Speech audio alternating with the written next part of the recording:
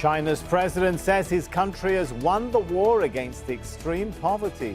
But how is destitution being measured? And what does the announcement mean for Xi Jinping's legacy and the global economy? This is Inside Story.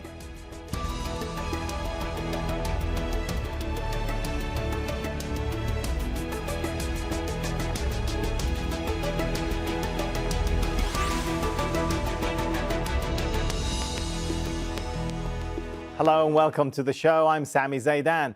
Ending extreme poverty has been a key initiative of the Chinese president since he came to power in 2012. Almost a decade later, Xi Jinping says his country has achieved a historic miracle. His government says over an 8-year period, nearly 100 million people have been lifted out of destitution. But critics are questioning China's bar for measuring poverty and the sustainability of the project. There's also been controversy around the timing of the announcement. The country says it has been victorious over coronavirus and it's preparing to lay out its plans for medium-term growth next week. That's while the pandemic is expected to push 150 million people into extreme poverty globally this year. And the Communist Party is getting prepared to celebrate its 100th anniversary. President Xi Jinping is upbeat. Looking back, we've made great historic achievements in eliminating absolute poverty that had perplexed the Chinese nation for thousands of years, creating a miracle in the poverty reduction history of mankind. Looking ahead, we are fighting to realise our historic grand aspirations of building a modern socialist country in an all-round manner. The road ahead is long, and striving is the only way out. The Chinese media has hailed the president's role in ending poverty. And in his remarks, Xi Jinping said it was the leadership of the Communist Party that made it possible. Upholding the party leadership has provided a staunch political and organisational guarantee for China's poverty reduction efforts. Facts have fully tested to the truth that the Communist Party of China has unrivalled strong power of leadership and is the most reliable force leading and uniting the people and forging forward. So as long as we unswervingly adhere to the party leadership, we can certainly overcome any difficulty and satisfy the people's aspirations for a better life. Well, let's have a look at how China measures poverty compared to the rest of the world. Beijing defines extreme poverty as earning less than $620 a year or $1.70 per day. That's lower than the World Bank standard of $1.90.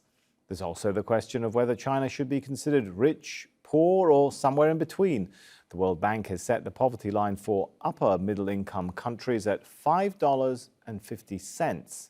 On that basis, nearly 30% of the Chinese population still lives below the line.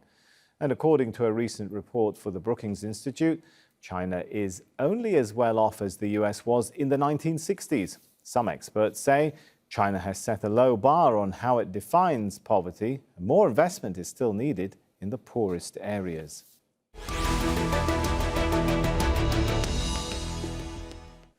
Let's bring in our guests into the show. We have joining us from Beijing, Einar Tangen. He's a political analyst and advises the China provincial government. In Shanghai, Dan Wang, chief economist at Hang Seng Bank China, and in Washington, D.C., Yuki Tatsumi, co-director of the East Asia program at the Stimson Center think tank. Welcome to you all.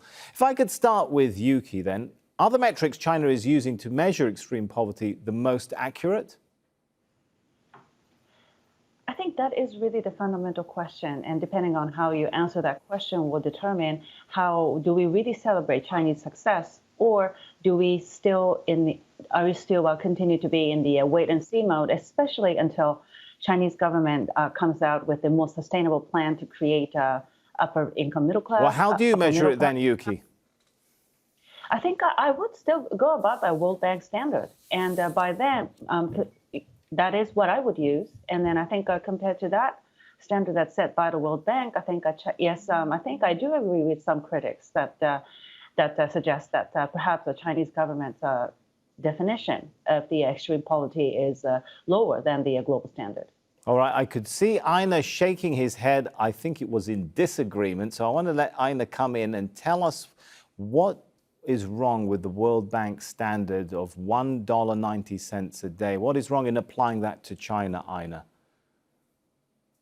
Oh, nothing at all. But as an economist, I'm sure Yuki understands that there's something called, purchasing power parity, and the numbers that the Chinese have put out, this 170, is the 190 in terms of purchasing power parity within China. Remember, $1.90 buys very different things depending on what country you're in.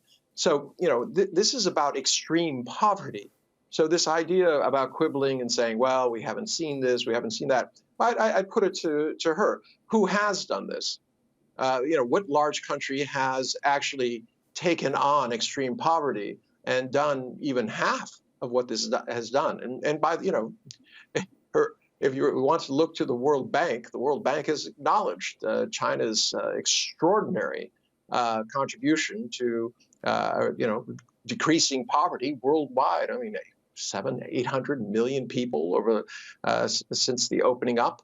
But is there a difference between decreasing very extreme poverty, making great progress in combating extreme poverty, which a lot of Western institutions seem to recognize, and completely eradicating any extreme poverty? Well, they have eradicated extreme poverty. The question is, and this is legitimate, you can say, well, what's the sustainability? But, when you're talking about 1.4 billion people and you start getting down to the very nitty gritty, I mean, the people at the end, what do you have? Children. They can't go out and earn an income if they've been orphaned. Elderly people, they've reached the point where they need some sort of pension plan. You have the mentally and physically disabled or challenged, however you want to put it. They also need help. And the government they've given subsidies to companies in order to have them employed and create the accommodation necessary for them. And in some cases where it isn't possible, they have just simply, given them payments, no different from welfare payments in other parts of the country. But more importantly, they took on this whole thing by looking at individuals, families, villages, and districts and doing what was necessary to do it sustainably. Now, you can criticize it and say, well, it's not high enough, but who's doing more at this moment in time, as you mentioned yourself? We'll come to sustainability. You posed a question to Yuki. Let's quickly give Yuki a chance to come back in on that before we go to Dan. Yuki, $1.90 doesn't buy the same in rural China as it does in London. Does Ina have a point when he says we can't look at, one size fits all when it comes to purchasing power parity? No, I think I do. I do accept Dan's argument, and he does have a point. Even in the United States, dollar goes farther in some other areas of the country than the others. So did China did something remarkable? Yes, I think they did. But then I think I would question, and then of course we will talk about this later in this program, is the sustainability of the program. Mm-hmm. And this progress, and then also there are some. There are some programs that the central government introduced as the measure to cope or eradicate this what they call the complete eradication of the extreme poverty that has raised some concerns, quite frankly, from the international community, from the human rights perspective. Like what, Yuki? Relocation of people. Like relocation of the people, like from a rural poor area into urban area, or the otherwise. And there are critics who have pointed out who have raised concern that this relocation program has been could be using to suppress minority out in the region where there is. That's such nonsense. If you can't live somewhere, you can't live somewhere. Why are you pretending that somehow, the government should put extraordinary resources and efforts into supporting areas that are not sustainable? Let's give Yuki 5 seconds to finish up a thought, and then maybe it's time to bring Dan in. I think I'm not quibbling with what Dan is saying, but I'm just simply making an observation. It's Ina, by the way, who is making the comments just to clear things up. Right, and I think I'm just here. I just would like to raise the point that there are some questions that are being asked, and then also I just have to put it out there, and I would very much like to hear Ina's story personal experience, since he is in the position of advising provincial government in these issues, that what some of the specific examples that projects that he has been involved. All right, before we do that, though, those are good questions, and you did say you want to put some questions out there. We love questions on this show. Let's bring Dan in now to try and answer some of those questions. Dan, how has this achievement been made, whether we're talking about complete eradication or significant progress? As we heard from Yuki, are there some questions to be raised as to how or the cost at which this achievement was made? There is a fiscal cost for sure, but I think in China, there's one thing very different from developed economies or even most of the emerging markets is that there is a social consensus on the necessity of doing poverty reduction. So we have seen it's not just the government doing this alone. It is enterprises, it's schools, it's individuals, even my bank as a foreign bank, we also do our fair share of the poverty alleviation as well. So gathering all those powers together, then that's how we achieve today. Achievement. But when it comes to whether China has achieved this eradication of poverty, I think that's really missing the point. Because at this particular point of time, of course, we can argue that there is no more people living in absolute poverty. But we know that that's a dynamic process, and Chinese government knows that. An even more important point is that China has established this registration system. All those people who were in absolute poverty were registered and they were issued a card. So they are constantly monitored and given special attention. So resources will be directed their way if they're falling back into poverty trap again. I think the establishment of the system itself is quite a bigger achievement than the poverty line or whether we have achieved this goal at this particular point. Dan, it sounds like you're saying from here on forwards, any fall into poverty should be corrected pretty quickly. Yes, that is the goal. Because I have done my own fair share of the poverty work. When I was working with the Chinese Academy of Sciences as an agricultural economist, I've done many surveys with the local farmers in many provinces, including many of those people in absolute poverty. So when you look at them, many of them were actually having some sort of disability, or they were having some family tragedies or some sort of big diseases. What they needed was not equal opportunities in the markets or even giving them a job. What they really needed was to have the government or some outside help diverting the social resources their way to give them some basic housing, basic medical coverage, and that's a more important thing.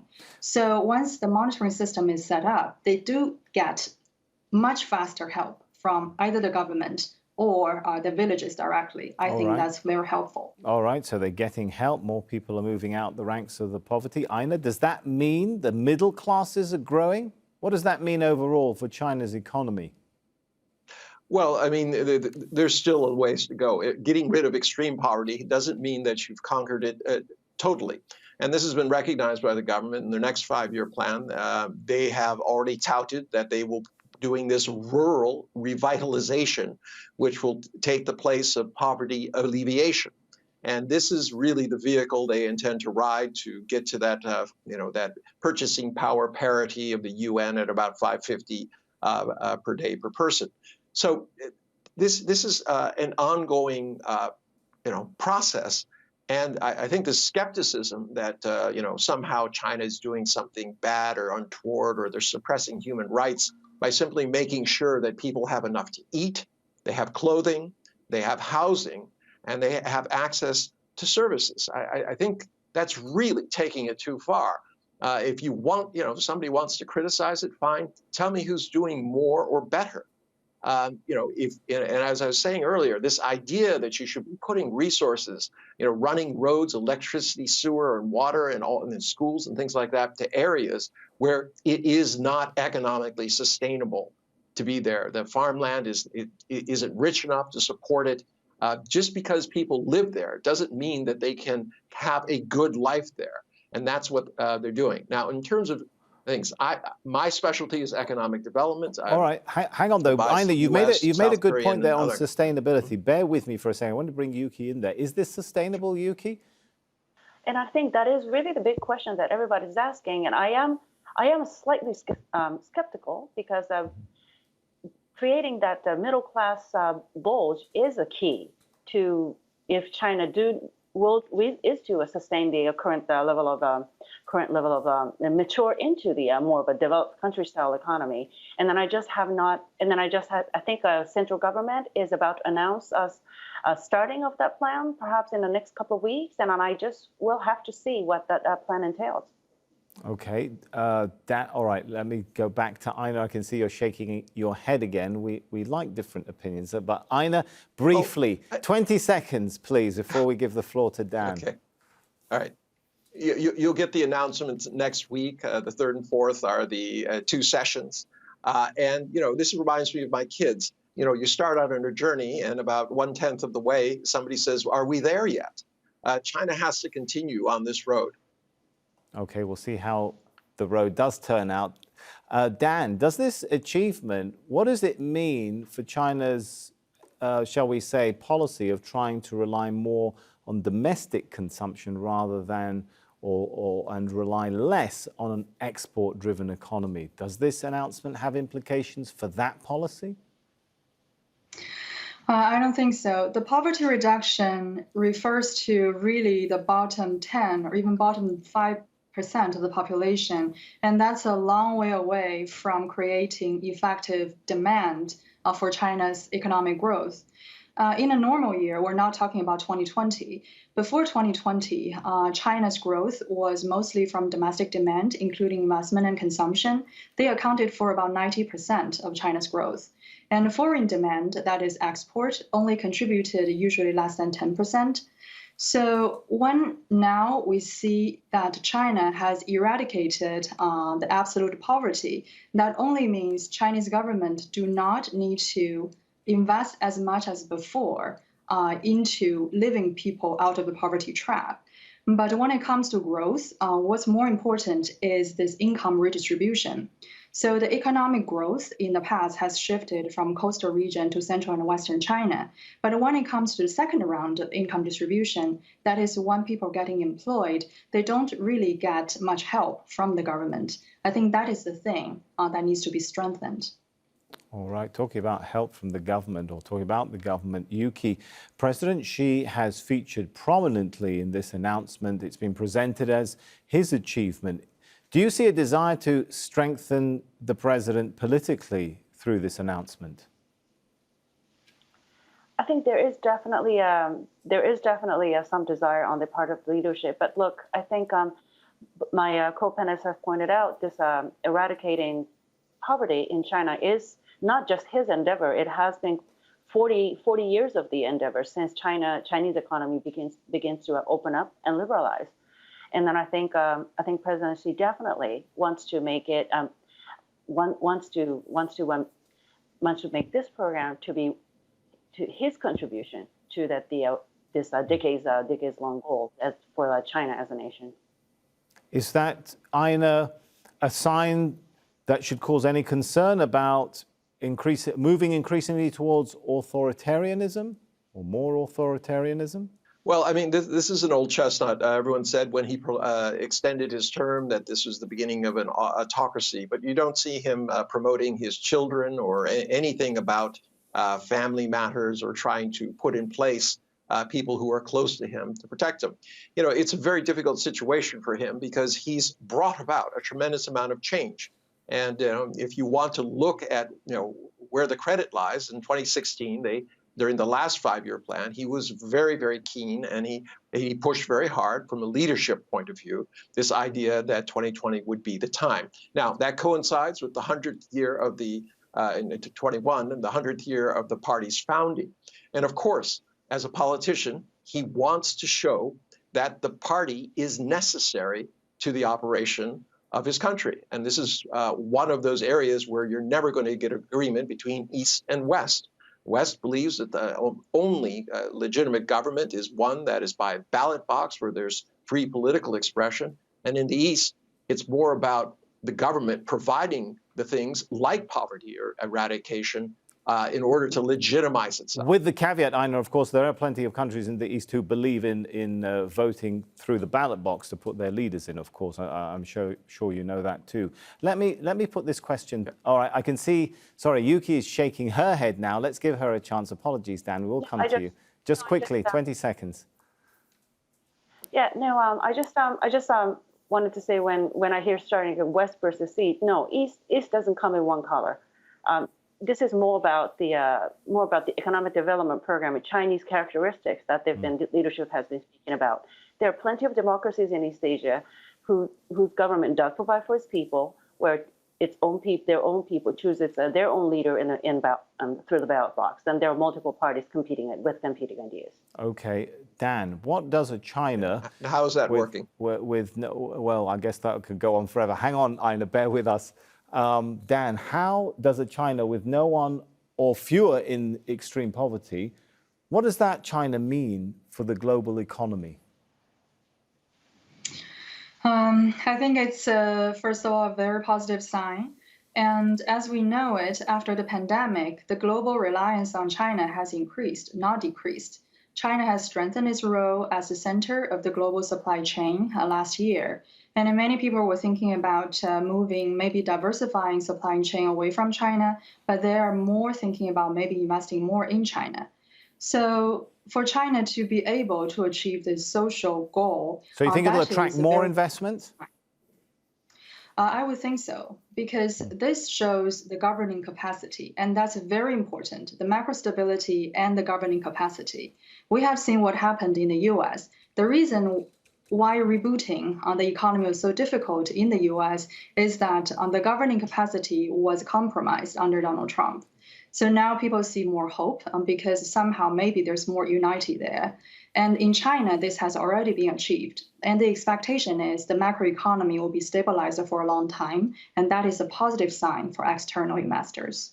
All right. I want to ask Aina now briefly before we have to wrap things up and try and give a final word to Aina as well as Yuki. Aina, a China with that sort of economic outlook, which Dan was outlining, does that mean it will find more opportunity to project itself politically, globally as well?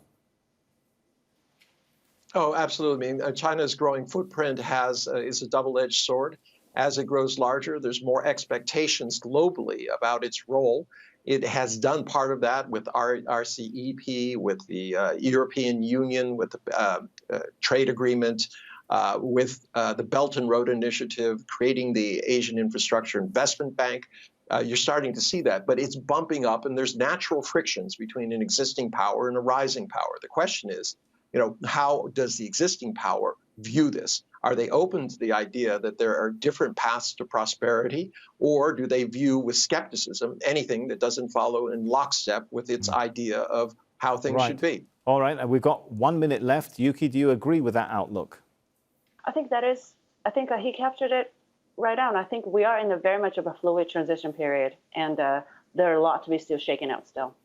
Dan, a final thought on this. Everything that we've been talking about in terms of outlook, how much can that be threatened by some demographic issues like the looming crisis of a shrinking working age population? I think this is the most urgent issue for China to deal with.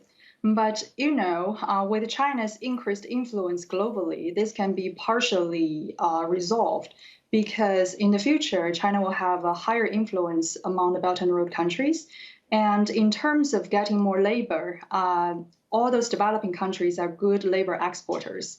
And we have African town in Guangzhou, and it can be expanded substantially.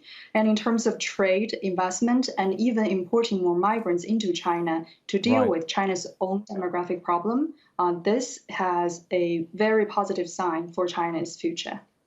All right, we'll leave it there. Let's thank our guests very much for their thoughts on that, Yuki, Aina, and Dan. And thank you too for watching. You can see the show again anytime by visiting our website, aljazeera.com. For further discussion, head over to our Facebook page. That's facebook.com/AJ Inside Story. You can also join the conversation on Twitter. Our handle is @AJ Inside Story. From me, Sami Zaidan, and the whole team here, For now, it's goodbye.